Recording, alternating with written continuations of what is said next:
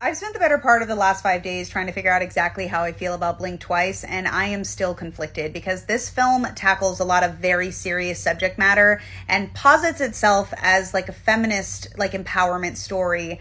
But I'm not entirely convinced that it gets there.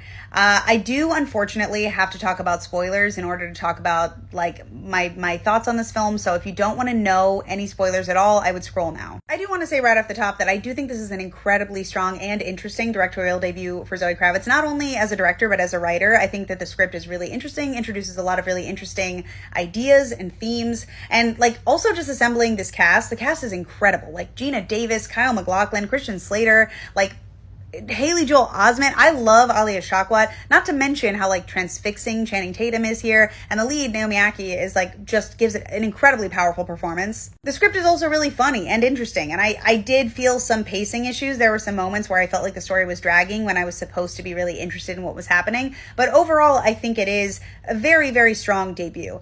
That said, I think in a similar fashion to Don't Worry Darling, this script tackles some really intense and disturbing subject matter and spends a lot of the time that it could be focused on addressing the impact of those said disturbing moments on shock value and trying to make it like exciting and entertaining. And I get it's a movie, I get it's supposed to be entertaining, but I feel like for a film that is this explicit in what its messaging is supposed to be, I just don't think it lands in the way that it was intended to, at least with me. I just keep coming back to the ending and what it's even supposed to mean, because there are brief moments where we get this, like Adria Arjona's character has this speech where she talks about once she gets on the outside of the island again, how she wants to spend more time on female friendships because the world pits women against each other. And I don't know, it just doesn't feel like it hits very hard because we don't even have the proper context for their relationship,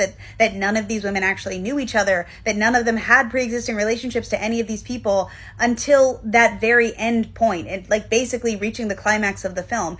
And then the lead character leaves her there to die. Like in favor of saving someone who can enrich her own life, who she can control, but feels like is just participating in systems of power in order to benefit herself. Like, I genuinely don't even know what the message at the end of the film was supposed to be, because it doesn't feel like it's in an attempt to make anything better or challenge any of these systems. It feels like the narrative is suggesting that you should get yours in a world that is out to get you. I don't know. And honestly, that was kind of like a recurring theme for me. Like every time we got a glimpse of clarity about what these women's lives were actually like, I found that to be the most interesting moment and I wanted to know more, but we didn't get to know any more about them. We had to go back to watching them be zombies drinking margaritas in the sun all the time. And I don't know. It felt very unsatisfying to me in a lot of ways in trying to understand these characters and their motivations and their circumstances, because to make a film about